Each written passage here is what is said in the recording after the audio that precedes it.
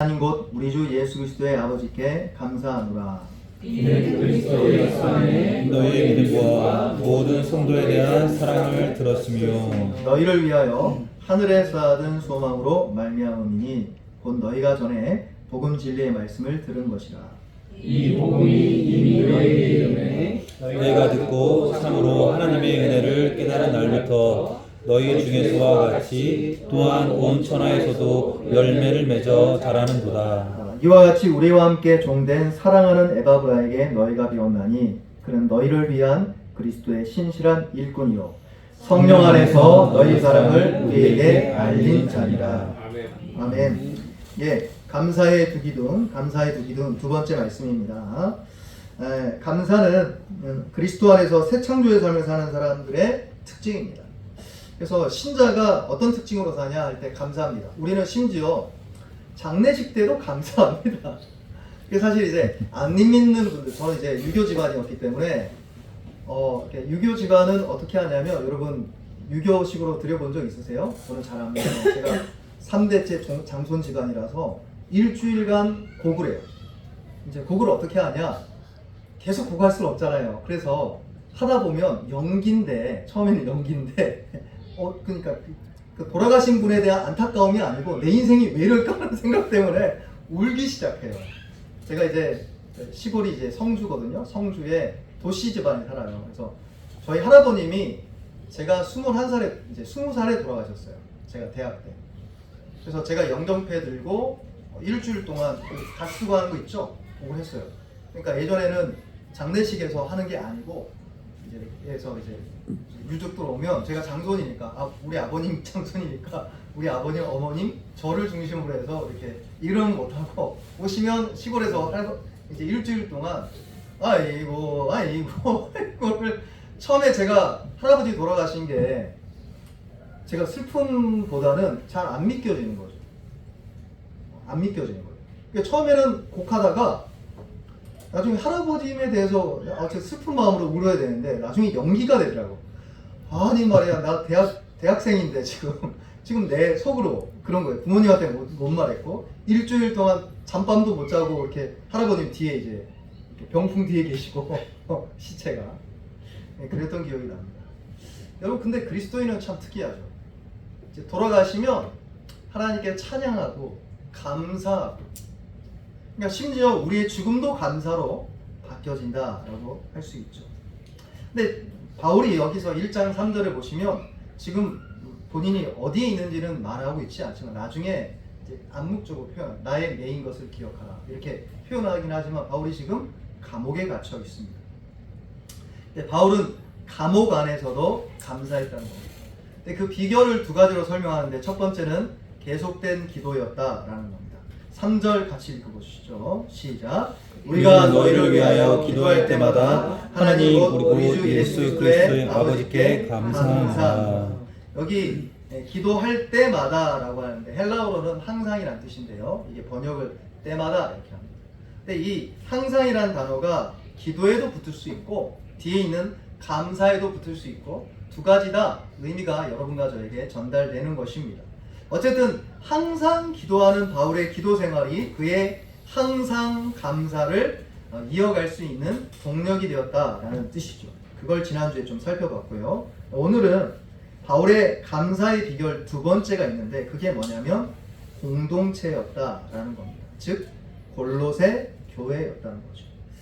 따라합시다. 교회가 우리의 감사다. 여러분 어떻게 생각하세요? 우리 넘치은혜교 생각하면 이제 감사가 절로 이렇게 나오나요?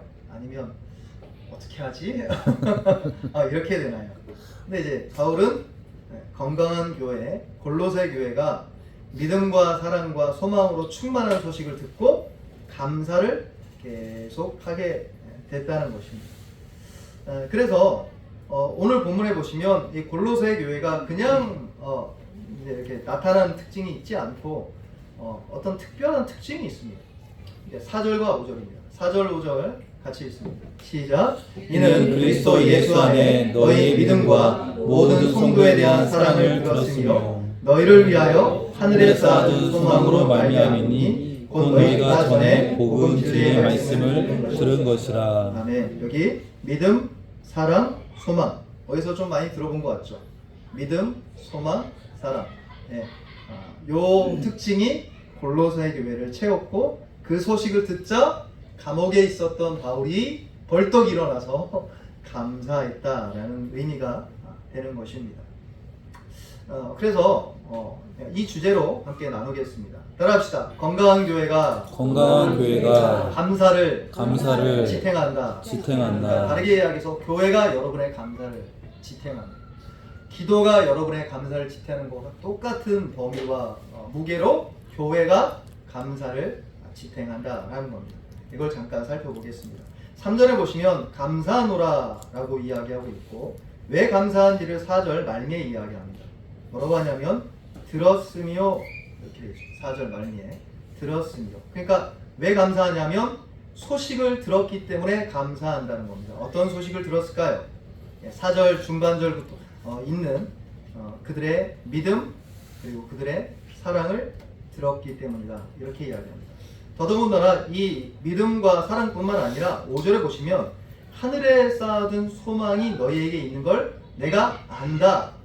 그것 때문에 너희가 믿음과 사랑으로 충만하구나 라고 설명합니다. 즉 골로새 교회는 믿음과 사랑과 소망으로 충만하다라는 소식을 6, 7절에 보시면 에바브라라는 사람을 통해서 전달받은 겁니다. 그리고 바울이 감사로 충만해서 이 축복의 말을 감사는 교회를 통해 우리에게 전달된다는 걸 우리에게 보여줍니다. 감사는 복음이 빚어내는 진정한 빛입니다. 그러니까 언어가 아니라 빛입니다. 그러니까 이 뉘앙스를 잘 이해했으면 좋겠는데요. 성도가 감사하는 걸 어떻게 나타낼까요? 말 자체가 아니고 표정이에요. 제가 오늘 이제 오랜만에 제 멘토죠. 돌아가신 하영종 목사님 놀라시겠네요. 천국 가면 목사님이 저희 멘토입니다. 아무도 만난 적도 없는데 놀라실 것 같은데 이제 하 목사님 돌아가신 하 목사님의 고린도전서 13장 강의 설교에 사랑 교향고 이렇게 그런 거 잘 만드시죠. 하 목사님이 그 시리즈 설교를 들었어요. 근데 하시는 통에 어떤 이야기를 했냐면 그때 당시가 80년도 때 설교, 80년도 90년도 설교인데 자기는 사람들의 말보다 그분들의 말을 나타내는 표정을 본대요. 그게 이제 보통 이제 그때 당시 한창 운동권 세대잖아요. 그래서 이제 운동권 세대들이 밖에 나가서 막 주장을 하고 이 불평등을 이렇게 바꿔내야 됩니다. 말을 하는데 말은 옳다는 거예요. 근데 문제는 여러분 분노하지 않나요? 여러분 정치 뉴스를 보면서 여러분 분노하죠. 그러니까 옳고 그른 이야기가 아니라 하 목사님이 옳고 그른 이야기보다 훨씬 더 중요한 게 그 사람이 전달하는 빛과 뉘앙스라는 거예요. 그러니까 사랑을 담아서 만약에 자기 주장을 한다면 잘 받아들일 가능성이 높겠죠. 근데 우리는 사랑이 아니라 옳음을 이제 주장하다 보니까 이제 사랑이 안 담긴다는 거죠. 그러니까 감사와 이게 비슷합니다. 이제 감사는 이제 복음을 드러내는 몸짓, 눈빛, 얼굴빛, 생활 이런 거죠. 복음의 능력이 여러분과 저에게 얼마나 영향을 미치는지를 보면 이런 감사를 보면 알 수 있다는 거죠. 근데 감사는 신앙생활과 동의어입니다. 왜 그러냐면 사실은 믿음의 선배들이 하이데거 요리문답에서 3부작으로 설명을 하는데 1부가 죄와 비찬이거든요. 그러고 나서 2부가 감사, 그러니까 구원입니다. 구원. 근데 구원을 가리킬 때 사도신경을 가리켰거든요. 그리고 3부가 뭐냐면 감사입니다. 근데 감사에 대한 가르침을 어떻게 했냐면 십계명과 주기도문을 감사로 가르친 거예요. 행위로 가르친 게 아니라. 그러니까 신앙생활 전체가 감사라고 설명할 수가 있는 겁니다. 그래서 감사를 지탱하며 강화시키는 교회가 뭔지를 알게 되면 이 땅에서 천국 생활도 가능하다라는 겁니다. 네, 그럼 먼저 성경적 건강성의 척도인 믿음과 소망과 사랑이 어떻게 나타나는지를 좀 살펴봤으면 좋겠는데 따라합시다. 교회의 건강은 믿음과 소망과 사랑이다. 다시 할까요? 교회의 건강은 교회의 건강은 믿음과 소망과 소망과 사랑이다. 사랑이다. 교회 건강은 자기 오름이다. 교회 건강은 아는 것이다. 교회 건강은 잼플이다. 교회 건강은 내가 너보다 낫다는 거다. 없죠. 교회 건강은 믿음과 소망과 사랑이다라는 겁니다. 한 구절 좀 찾아볼 텐데 골로새서 뒤에 데살로니가 전서 1장이 있습니다. 찾아보세요. 데살로니가 전서 1장이에요. 바로 뒤에 있죠. 1장 3절 찾아보세요.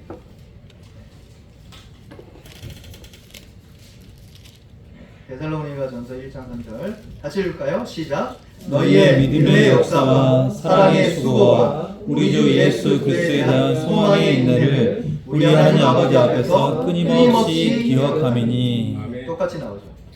너희의 믿음의 역사와 사랑의 수고와 예수 그리스도에 대한 소망의 인내를 기억한다. 그리고 너희가 이 데살로니가 있는 교회예요. 너희가 이 믿음과 사랑과 소망이 있는 걸 봤으니 내가 어떤 걸 확실하냐면 4절 보세요. 같이 읽죠. 시작. 하나님의 사랑하심을 받은 형제들아 너희를 택하심을 아노라. 바울은 택한 걸 하나님이 음성 돌려줘서 아는 게 아니에요. 교회 안에 믿음과 소망과 사랑이 있는 걸 보니까 너희는 확실히 선택받은 사람이다. 이렇게 이야기하는 겁니다. 놀랍죠? 선택을 어떻게 할까요? 내가 예언의 은사가 있어서 할까요? 아니요. 하나님 안 가르쳐주세요. 그런 거는 누가 선택받았는지 누가 선택 안 받고 지옥 갈 사람인지 안 가르쳐주세요. 다만 드러난 걸로 아는데 그게 뭐냐? 믿음과 소망과 사랑이 교회 공동체 안에 충만한 걸 보고 바울은 담대하게 너희가 선택받았다. 이렇게 이야기합니다. 5절은 여러분이 좀 읽어주세요. 시작. 말로만 이룬 것이 아니라 또한 능력과 성령과 큰 확신으로 된 것임이라.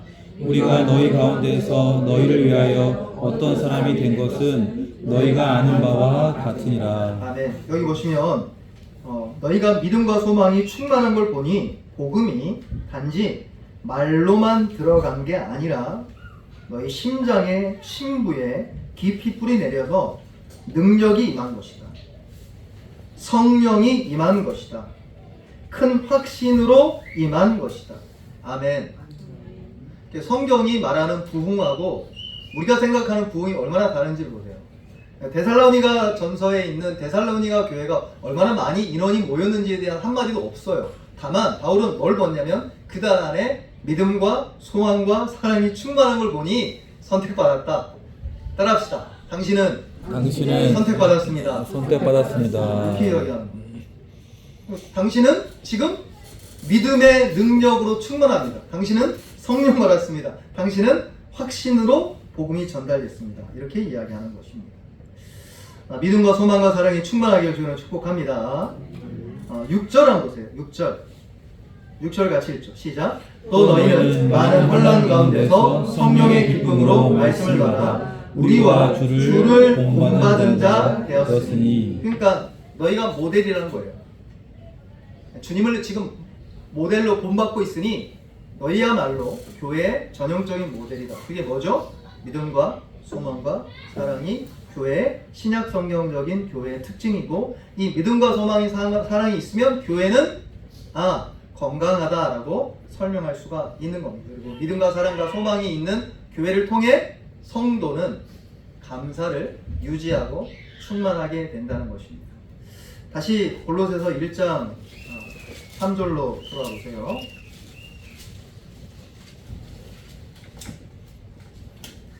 우리 1장 4절에서 5절 같이 읽죠. 시작. 이는 그리스도 예수 안에 너희의 믿음과 모든 성도에 대한 사랑을 들었으며 너희를 위하여 하늘에 쌓는 소망으로 말미암으니 곧 너희가 전에 복음 진리의 말씀을 들은 것이라. 이 믿음과 사랑과 소망에 대한 언급들을 하나하나 좀 살펴보고요. 그리고 나서 이걸 좀 적용하고 말씀을 마무리하겠습니다. 먼저는 믿음입니다. 근데 이 믿음을 어떻게 묘사하고 있냐면 4절 보시면 그리스도 예수 안에 너희의 믿음이다 이렇게 이야기합니다. 여러분 믿음이 얼마나 중요합니까? 믿음이 너무너무 중요합니다. 그러니까 신자에게 가장 중요한 게 믿음이라고 할 수 있어요. 왜냐하면 여러분이 신앙생활을 시작하는 그 시점에 찾아온 첫 번째 은혜가 뭐냐면 믿음이에요. 여러분 방언이 먼저 먼저 받겠어요? 믿음을 먼저 받겠어요? 근데 믿음 먼저 받아요. 나 방언 받아서 예수 믿을래요 하는 사람 한 번도 못 만났어요. 그런 사람 있나요? 모르겠어요. 그럴 수도 있겠지만 먼저 믿는 거예요. 아멘. 막 지혜의 영이 임해서 갑자기 막 천재가 됐어요. 그래서 나 예수 믿겠어요. 그런 분 있어요? 먼저 믿는 거예요. 그러니까 믿음은 왜 중요하냐면 여러분이 신자로서 생명의 시작될 때 첫 시작이 믿음인 거예요. 그래서 그러니까 교회가 사랑으로 충만하고 소망으로 충만한 전제 조건 자체가 믿음이 있어야 가능하다는 겁니다. 그래서 교회는 믿는 자의 공동체라는 거예요. 따라합시다. 교회는 믿는 자의 모임이다. 그러니까 안 믿는데 교회 나오는 것은 정말 대단한 거예요. 여러분 격려해 주시길 주를 축복합니다. 어떤 이유에서든지 교회 매주 꼬박꼬박 나오는 분들 대단한 거예요. 대단. 그 믿음이 없는데 나온다 생각해 보세요. 와 정말 대단한 거예요. 정말 대단하고 격려하고 위로해주고 믿음이 생기도록 기도해야 될 줄 믿습니다. 근데 그 믿음이 어떤 믿음이냐를 설명할 때 바울이 그리스도 예수 안에 믿음이라 이렇게 이야기합니다. 이게 이렇게 전치사인데요. 헬라어로는 이제 안에라고 표현되어 있습니다. 근데 이 전치사에 대해서 해석이 두 가지인데 첫 번째는 그리스도 예수 안에 있는 믿음이 무슨 믿음이냐? 예수님이 믿음의 대상이다 이거예요. 그러니까 예수님이 우리 믿음의 대상을 나타내기 위해 그리스도 예수 안에 믿음이다 이렇게 이야기한 거라라는 겁니다. 근데 두 번째 주장이 있는데 그 두 번째 주장도 큰 의미를 갖고 있습니다. 이게 믿음의 대상만 가리키는 게 아니라 믿는 사람의 믿는 영역 자체를 가리킨다. 이렇게 설명할 수 있습니다. 이게 어떤 의미냐라면 우리가 믿는 믿음은 믿음의 대상을 기계적으로 내가 사도신경 외듯이 주기도문 외듯이 기계적으로 암송하듯이 믿는 죽은 믿음이 아니라 그 믿음이 그리스도 예수 안에서 움직이고 발전하고 열매 맺고 활동하고 자라고 활력 있는 살아 역사하는 믿음을 가리키는 의미인 거죠. 우리 이 믿음이 그렇게 되기를 주님 축복합니다. 아멘. 그러니까 가짜 믿음의 대상이 아니라 진짜 믿음의 대상인 예수님을 믿을 뿐만 아니라 그 믿음이 예수님 안에서 움직이고 열매 맺고 자라고 활동하는 생명력 있는 믿음이다라는 걸 가리키기 위해 그리스도 예수 안에 너희의 믿음이다라고 설명하는 겁니다. 예수님이 우리의 포도나무시죠. 아멘. 우리는 그분의 가지이기 때문에 내가 그리스도 안에 있으면 그분의 생명이 나한테 계속 오는 거예요. 할렐루야. 그래서 그 생명이 나한테 계속 전달되니까 나는 기계적으로 외는 신앙생활이 아니라 나도 모르게 하나님을 찬양하고 감사하고 기도하게 되고 예배드리게 되는 거죠. 할렐루야. 충만한 역사에 있기를 주님을 축복합니다. 이게 피동적으로 끌려 나오다가 자기 스스로 신앙생활을 시작하는 첫 시작입니다. 우리는 체험을 해야 될 필요가 있는 거예요. 어떤 방식이든 우리 중고등부 학생은 방언 받기를 축복합니다. 은사 받기를 바랍니다. 병 고침 낫기를 바랍니다. 그럼 어떻게 돼요? 믿는 건 기계적으로 외는 게 아니라 진짜 살아계신 분하고 내가 만나서 교제하는구나 하는 걸 그때 아는 거예요. 그러면 이제 누가 말하지 않아도 그냥 자동으로 나올 수가 있는 거죠. 왜냐하면 내 안에 살아서 움직이는 믿음이 예수님 안에 거하기를 열망하기 때문에 그렇다는 거죠. 그런 믿음이 저와 여러분의 충만하기를 주는 축복합니다. 두 번째입니다. 사랑입니다. 4절 다시 한번 읽어볼까요? 4절 여러분이 좀 읽어주세요. 시작. 는 그리스도 예수 안에 너희의 믿음과 모든 성도에 대한 사랑을 들었음이요. 여기 보시면 모든 성도에 대한 사랑을 들었다라고 이야기합니다. 사랑에 대해서 조금 좀 길게 좀 설명할 텐데 사랑은 생각보다 우리 성도들이 간과하고 작게 여기는 부분입니다. 특히 여러분 이제 어떤 목사님이 큰 사역을 감당하는 것 같아요? 강력한 능력의 종이죠. 뭐 이렇게 하면 장풍이 나가서 막 이렇게 떼굴떼굴 부르고 이렇게 가면 떼굴떼굴 부르고 기도하면 병 낫고 막. 이제 아까도 제가 설교를 했는데 하영조 목사님이 그때 연세가 많이 드셨던 시점인데 사모님한테 자기가 안수 기도를 하면 꼭 그 말 한대요. 아니 능력도 없는 목사님이 왜 나한테 안수하냐 그러시더래요. 한 목사님이 웃으시면서 한 목사님이 옛날에는 사실 은사 사역을 많이 하셨는데 이제 온누리 교회로 전환하면서는 뭐 그런 사역을 안 하셨어요. 안 하셨고 뭐 그 은사가 없으신 분은 아니지만 사모님이 생각할 때는 아니 병도 못 낫는데 왜 이렇게 안수 기도를 하냐고 그랬더니 한 목사님이 웃으시면서 나는 반드시 당신을 안수해서 낫게 할 거라고. 근데 만면은 웃음을 띠면서 그 이야기를 하십니다. 여러분 은사가 나타나는 뭐 이천성 목사님, 뭐 조용기 목사님 이런 목사님이 강력한 능력의 종일까요? 아니면 하영조 목사님이라든지 또 사랑의 사도 누가 있을까요? 뭐 이재철 목사님이라든지 뭐 어떤 목사님이 있을까요? 그런 뭐 한경지 목사님이라든지 그러니까 능력은 없는데 너무 성도를 사랑하는 거야. 여러분 어떤 목사님 선택하시겠어요? 능력은 많아. 근데 사랑이 조금 부족하고 사랑은 너무 많은데 능력이 하나도 없어요. 너무 극단적인가요? 근데 우리는 사랑을 그렇게 생각합니다. 사랑이 우리가 생각하는 것보다 훨씬 더 이렇게 높게 생각하지 않고 낮게 생각하는 경향성이 있다는 거죠. 사랑은 사실 믿음의 다른 얼굴이기도 합니다. 왜냐하면 갈라디아서 5장에 보시면 5장 6절에 이렇게 이야기합니다. 따라합시다. 사랑으로 역사하는 믿음. 다시 한번 사랑으로 역사하는 믿음. 이 역사한다는 것을 표현한다라고 표현할 수 있어요.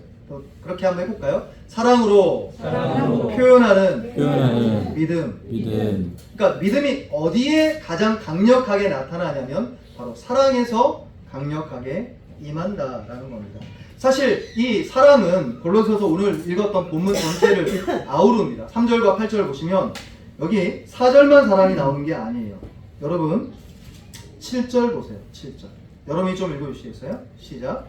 이와 함께 종된 사랑하는 에브라브에게 너희가 배웠나니 그는 너희를 위한 그리스도의 신실한 일꾼이요. 네, 여기 에바브라도 사랑의 종입니다.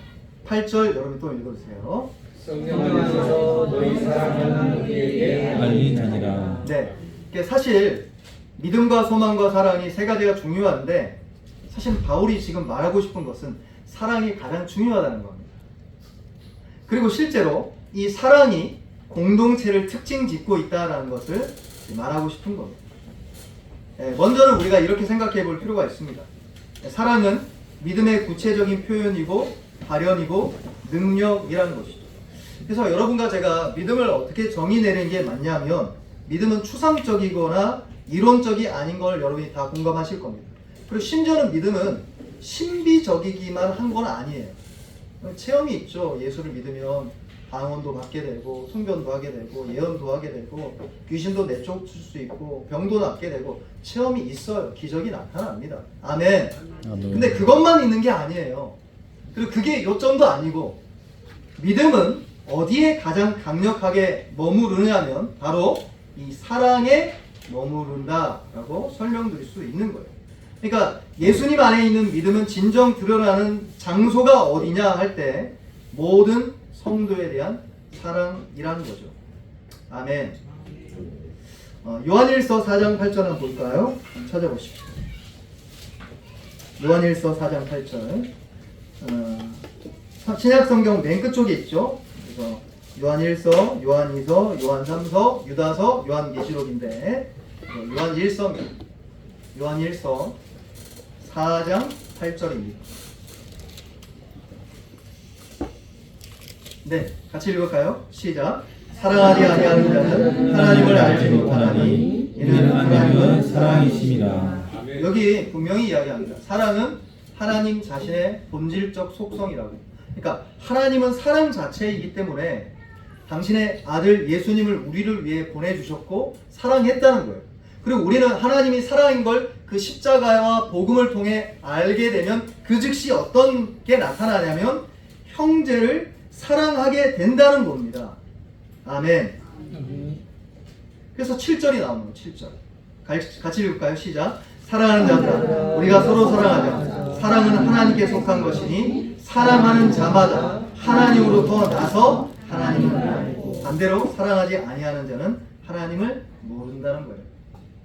그 사람이 은사가 있든 없든 사랑을 해야 진짜라는 거예요. 아멘.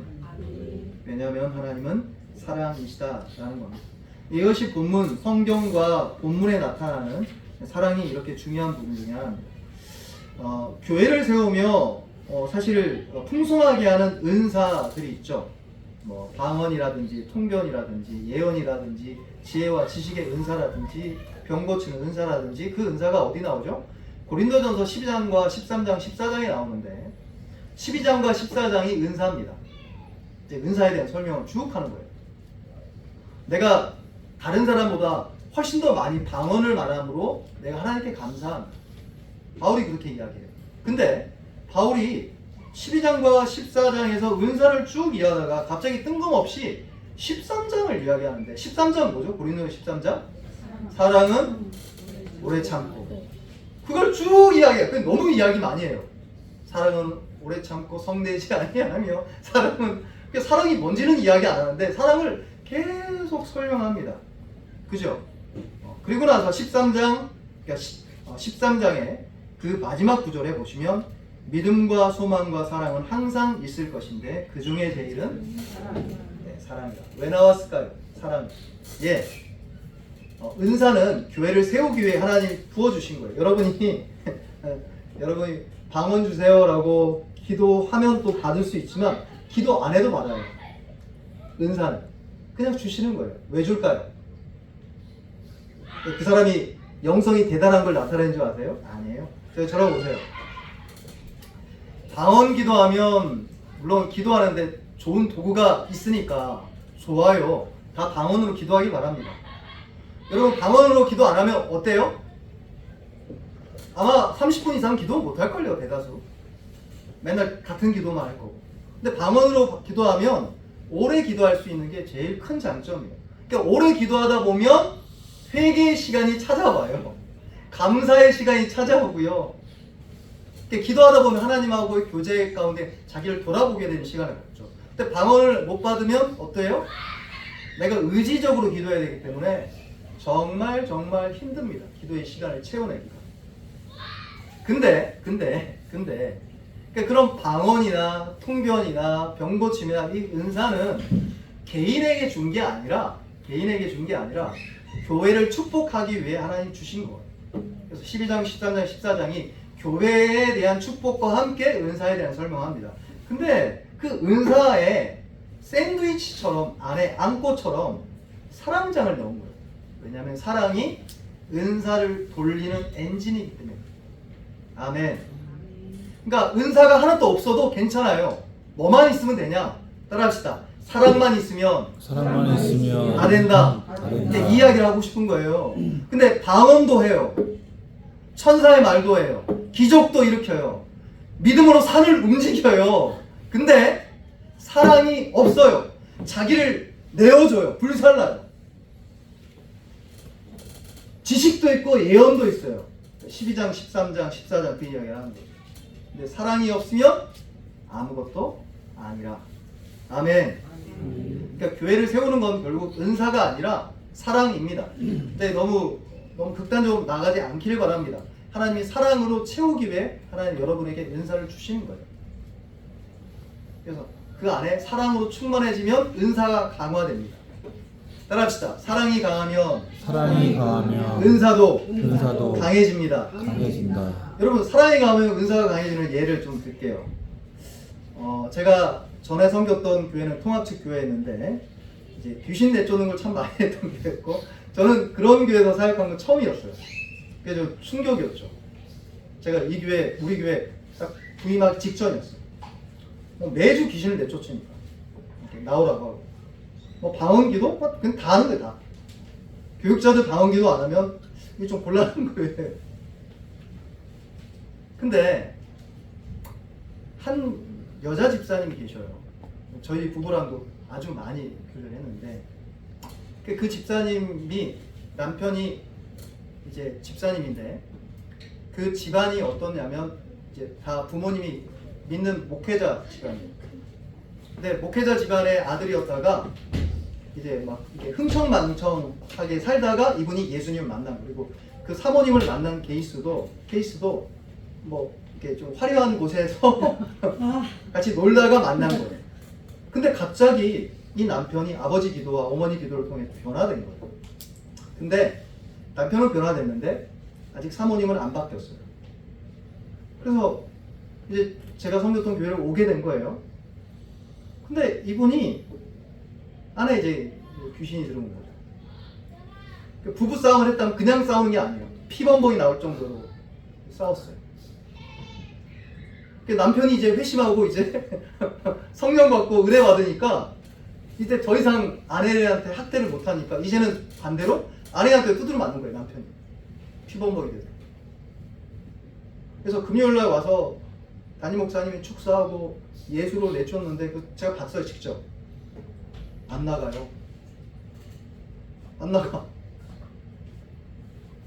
축사하는 장면을 여러분 보셨는지 모르겠지만 안 나가요. 그래서 제가 이제 목사님한테 여쭤봤거든요. 목사님, 왜 저 자매님은 이렇게 안 나갈까요? 글쎄, 왜 안 나갈까? 이유가 있을 텐데 목사님도 모르는 거죠. 그러다가 그때 한 1년 지났을까요? 제가 부임하고 나서 귀신이 나간 거예요. 근데 어떻게 나갔냐? 목사님의 축사 기도로 나간 게 아니었어요. 남편이 이제 아내가 그 현상이 나타나니까 그 현상이 어떤 거냐면 이렇게 이야기하더라도 제가 예수님 이야기하잖아요. 그때 눈빛이 바뀌어요. 그 집사님이. 무섭죠. 속으로 말은 안 했지만 밥 먹다가 예수님 눈이 바뀌어요. 무섭죠. 당연히 저도 무섭죠. 근데 막 이야기하면 그때부터 다른 사람이 돼요. 당연히 부부싸움 할 때 그 현상이 나타나죠.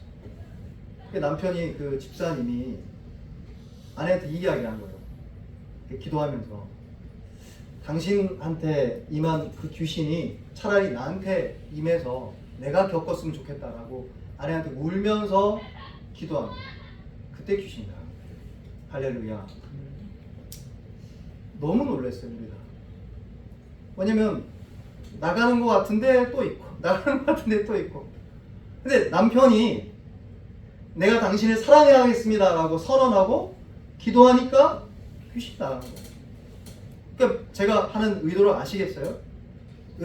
강력한 은사가 중요한 게 아니라 결국 사랑이 있으면 그 은사는 발현되기 시작하게 된다라는 겁니다.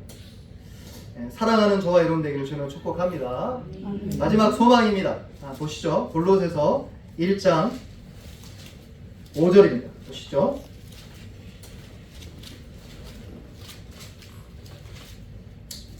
1장 5절 한번 보시죠. 같이 읽습니다. 시작. 너희를 위하여 하늘에 쌓아둔 소망으로 말미암으니 곧 너희가 전에 복음 진리의 말씀을 들은 것이라. 여기 보시면 소망인데 너희를 위하여 하늘에 쌓아둔 소망이다 라고 이야기합니다. 근데 이 소망은 헛된 기대가 아닙니다. 5절 마지막 하단절에 보시면 이 소망은 너희가 전에 복음 진리의 말씀을 들었기 때문에 이 소망이 생겼다라고 이야기하고 있는 것이죠. 그러니까 이 소망이 하늘에 쌓아둔 것은 복음 때문에 너희가 얻게 된 것이고, 이 소망은 무엇을 강화하냐면 5절에 있는 하늘에 쌓아둔 소망으로 말미암음이니라는 이 말미암음이니는 말미암음이니라는 이 단어는 4절에 있는 이 사랑을 수식해 주는 겁니다. 그러니까 이 말은 어떤 의미냐면 너희가 지금 사랑으로 충만한 이유는 하늘에 쌓아둔 소망 때문에 지금 충만하다, 이 이야기를 하고 싶은 겁니다. 고린도전서 13장 7절에 아주 재미난 구절과 흥미롭고 주목할 만한 표현이 나와 있습니다. 제가 읽어드릴게요. 모든 것을 참으며 모든 것을 믿으며 모든 것을 바라며 모든 것을 견디느냐. 지금 사랑에 대한 정의를 바울이 이야기하는데, 사랑이 뭐라고 하냐면 모든 것을 바라는 게 사랑이다 라는 거예요. 그러니까 사랑과 소망은 같은 거고, 소망은, 사랑은 결국 그 안에 소망을 품고 있다라는 것을 말해주고 있다는 것입니다. 그래서 소망이 있으면 사랑이 더 강해진다라는 겁니다. 여러분 438장 찬송가 아시죠? 내 영혼이 은총 입어 라는 찬양인데 그 가사가 이렇습니다. 내 영혼이 은총 입어 중한 재짐 벗고 보니 슬픔 많은 이 세상도 천국으로 가도다. 2절 주의 얼굴 뵙기 전에 멀리 뵈던 하늘나라 내 맘속에 이루어지니 날로 날로 가깝도다. 3절 높은 산이 거친 들이 초막이나 궁궐이나 내 주 예수 모신 것이 그 어디나 하늘나라. 예. 그리고 나서 할렐루야 찬양하세 내 모든 죄 사함 받고 주 예수와 동행하니 그 어디나 하늘나라죠. 할렐루야. 그러니까 하늘나라에 대한 소망이 가득 차니까 우리는 이 슬픔을 걷어내서 소망 가운데 형제의 연약함을 견뎌내는 사랑을 시작할 수 있다라는 의미인 거죠. 소망이 우리에게 충만하길 바랍니다. 2026년도 우리가 소망 가운데 거하면 우리가 서로 사랑할 수 있을 줄 믿습니다. 말씀을 마무리하겠습니다. 우리들은 성경적 건강 공동체를 꿈꿉니다. 신약 성경적 건강교회는 복음 진리의 말씀을 들어서 믿고 그 믿음이 살아 움직여서 소망 가운데 하늘에 쌓아둔 소망 가운데 충만하며 그 소망이 모든 성도들에 대한 사랑으로 흘러넘쳐 건강한 공동체로 모든 것을 견디며 모든 것을 믿으며 모든 것을 바라며 모든 것을 견디는 교회가 되게 하는 것입니다. 바라기는 2026년도가 믿음과 소망, 사랑으로 충만해서 감사로 충만한 저와 여러분 되기를 주로 축복합니다. 제가 청년 시절에 경험했던 잊어지지 않는 예를 좀 드리고 말씀을 마무리했으면 좋겠습니다. 여러분 아실 겁니다. 저는 이제 양곡교회라는 교회를 다녔고요. 창원에 있습니다. 청년 시절에 제가 가게 된 교회는 한 3,000명 정도 모였던 교회였어요. 청년부가 한 100명 모였고, 이제 청년부가 1, 2, 3부로 나눠졌었어요. 지방에서 이제 그런 교회는 없었죠. 그때 이제 청년부가 3개니까 저는 어느 청년부를 가게 되냐면 저를 전도한 청년부가 이제 대학부니까 그 친구가 이제 서울에 있는 대학에 다니다가 잠깐 휴학하고 저를 전도한 거거든요. 이제 공익근무하다가 저를 전도한 거예요. 그래서 저는 대학부라는 걸 처음 가본 거죠, 교회에서. 대학부가 청년 3부였습니다. 그래서 신앙생활을 정말 너무 뜨겁게 감사하게 하다가 이제 은혜 받고 성령 받고 그래서 제주 선교도 갔다 왔어요. 예수 믿자마자 제주 선교를 6개월 신앙생활에 선교 와서 사역일 외우고 전도 폭발을 가서 막 할아버지 할머니한테 전도했었어요. 근데 얼마나 은혜가 되고 충만한지. 그러고 나서 우리 공동체에 부흥이 임했어요. 부흥이 어떻게 임했냐면 사랑으로 우리 공동체가 막 꽉 차기 시작했습니다. 그래서 누구를 만난다 하면 가슴이 설레요. 여자친구 만나서 설레는 그 기분이 아니라 누구 성도 우리 형제 자매를 만나는데 너무 설레는 거예요. 이삭이가 웃는데 진짜 그래요. 진짜 그냥 우리 형제 자매 목사님 집사님을 만나는데 막 설레요. 설레. 너무 좋아서 계속 있고 싶어서 교회에서 집을 안 갔어요. 제가 주일날은 새벽기도 없었거든요. 저희 교회는. 그래서 7시 예배가 첫 예배인데 7시 예배 드리고 나서 저녁 11시쯤에 막차 타고 집에 갔어요. 왜 그랬냐? 누가 시켜서 그랬냐? 아니요. 내가 좋아서. 너무 좋아서. 이제 그렇게 사랑으로 충만하다가 이제 그때쯤 이제 사단이 시험합니다. 여러분 사단이 언제 시험할까요? 그냥 가만히 있으면 시험 안 해요. 뭔가 교회가 영적으로 움직여 나가려고 하면 은혜 받으려고 하면 여러분한테 사단이 시험합니다. 그래서 한 명씩 건드는 거예요. 한 명 건드리고 한 명 건드리고 쭉쭉쭉 나가 떨어지죠. 그때 이제 저를 전도한 친구가 청년부 회장이었는데 저한테 그런 거야. 성호야, 우리 교회 가서 기도하자 저녁에. 그래서 우리 기도하기 시작했어요. 둘이서. 옛날에는 이제 음악 이런 게 있나요? 테이프 있잖아요. 테이프 이제 이렇게 해가지고 카세트 테이프에 넣고 이렇게 망구기 가져와 제 친구들은 망구기 가져와는 플레이즈 해가지고 이렇게 틀어놓고 주여 하고 둘이서 막 기도하고 있었어요. 그때 생애 처음으로 새벽 기도로 제가 나갔는데요. 저희 청년교회 특징이 뭐냐면 매주 토요 새벽 기도가 있었어요. 토비새. 그때는 전 부서가 특송을 했어요. 돌아가면서. 우리도 해볼까요? 전 부서가 우리 금요 예배가 있으면 특송을 한번 할까요? 그때 저는 청년 3부니까 청년 2부가 특송을 했었어요. 그 다음 주가 청년 3부, 대학부였어요. 근데 청년 2부가 특송을 하는데 앞에 이렇게 한 줄로 있는 거예요. 근데 제가 딱 어디 우리 이승장님 자리에 딱 제가 앉았어요. 새벽 기도하는 거. 그 추림이 있고 새벽에 나를 모르겠죠. 이렇게 기도하는데 그때 불렀던 찬양이 아직도 안 잊혀집니다. 옛날엔 449장인데 지금 바뀌어서 394장. 이 세상의 친구들이라는 찬양이에요. 이 세상의 친구들 나를 버려도 나를 사랑하느니 예수뿐일세. 예수 내 친구 날 버리지 않네. 온 천지는 변해도 날 버리지 않네. 제가 그 1절 말씀에 나도 모르게 눈물이 왈칵 쏟아지는 거예요. 그래서 제 마음이 녹기 시작했어요. 그 찬양이. 근데 이제 맨 앞에 앉아 있었기 때문에 그 특성을 듣고 울고 울먹이고 울음이 턱 터지는데 얼굴을 들었는데 거기에 그때 이제 청년 2부에 제가 제주 선교 때부터 사랑하고 존경하고 따랐던 우리 누님이 있으셨어요. 효정이 누님이라고. 그때 당시 청년 2부 회장님이었던 전병철 집사님이랑 결혼했어요. 그래서 이제 집사님일 건데 그 효정이 누나랑 얼굴이 마주쳤어요. 그러니까 민망하잖아요. 근데 더 놀란 건 왜 더 놀랐냐면 제가 우는 걸 보면서 아마 누님이 아마 놀랐을 거고 왜 저럴까 생각할 수 있는데 그 누님이 반응이었어요. 어떤 반응인 줄 아세요? 저를 따라 울기 시작하더라고요. 제가 어떻게 해야 될지 몰라서 새벽기도 끝나고 저희 전통이 새벽기도 끝나면 직장인들이 있으니까 커피를 준비했었어요. 그래서 커피를 한 잔씩 마시고 출근을 했었어요. 우리 좋은 전통이죠.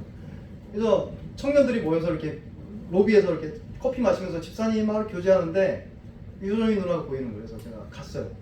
누나 아까 누나 왜 웃으셨어요? 물어봤어요. 그랬더니 그 누나가 뭐라고 했냐면 나도 모르겠어. 근데 네가 앞에서 우리가 특송하는데 우니까 나도 모르게 눈물이 왈칵 쏟아졌어.